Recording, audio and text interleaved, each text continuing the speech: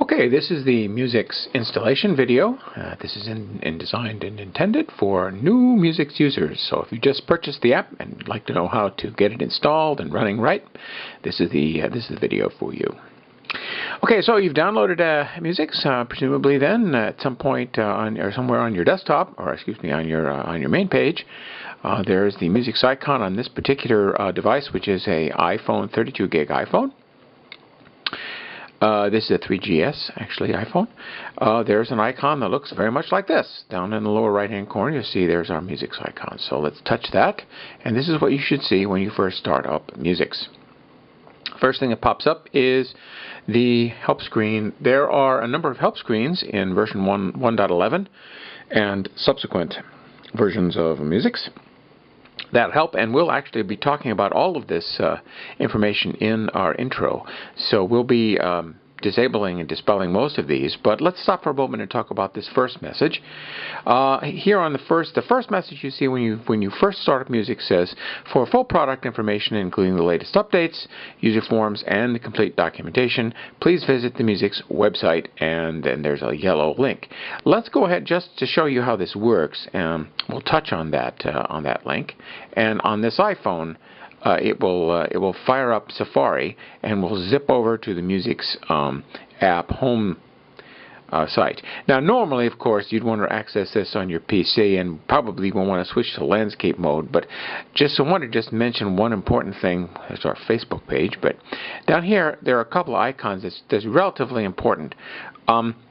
This top icon is the Muzix User's Guide. This is a full-featured User's Guide. Basically, there's a tutorial in there and it goes over all of the commands and options in Muzix.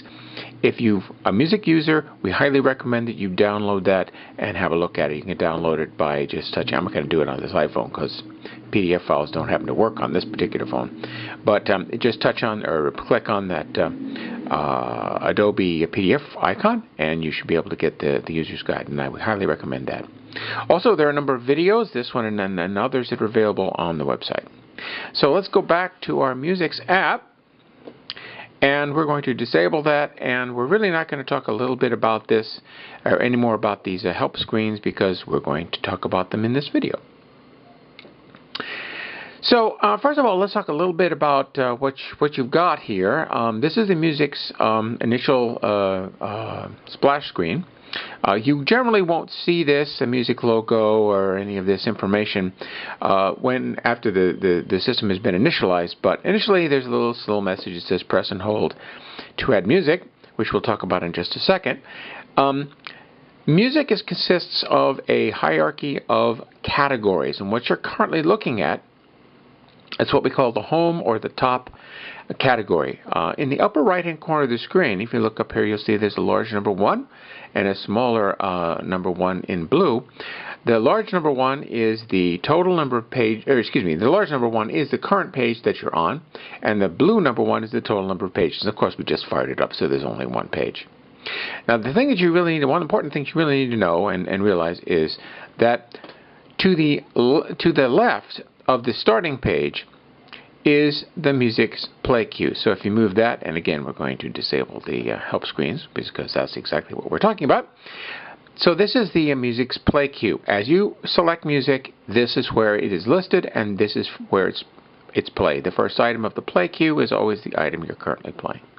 So just first of all know that, and you notice of course at the top there's a whole bunch of cool looking icons.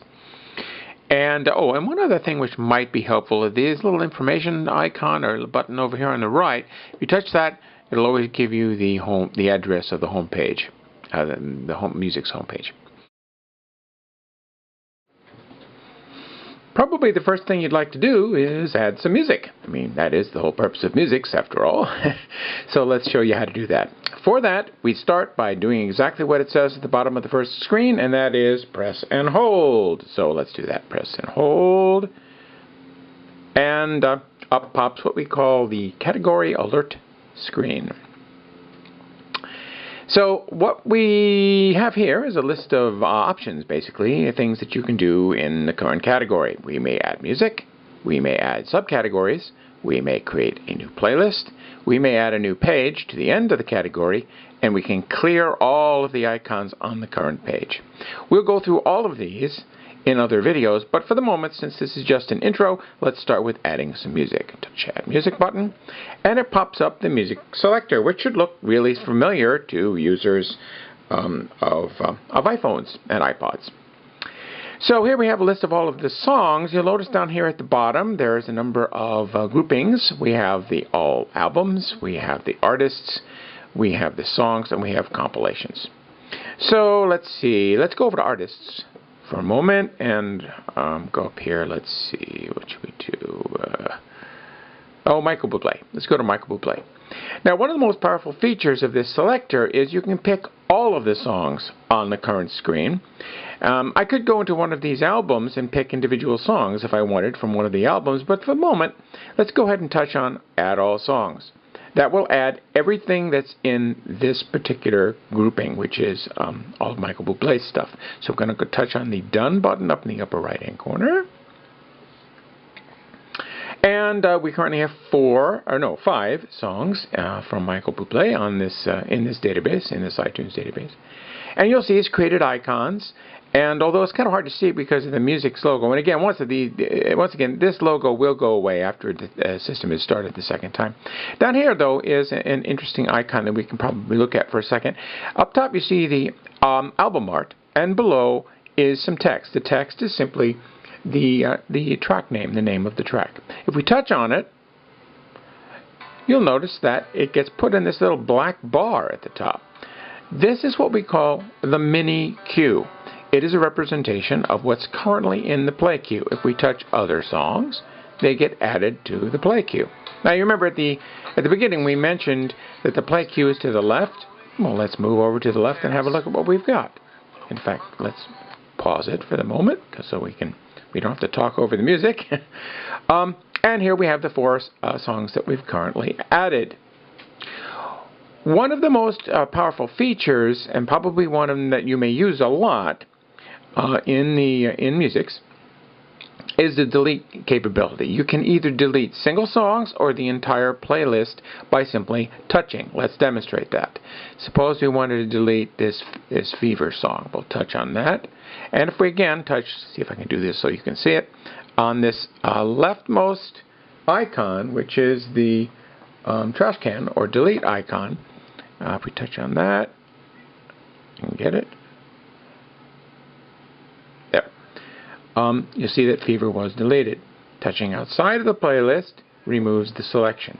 If we do that, but we touch and hold down on the trash can, the entire playlist is cleared. So that's the most fundamental functionality of Muzix, to touch on a song and have it put in the playlist. Let's go ahead and talk about sort of the second most important function, and that's the ability to create subcategories.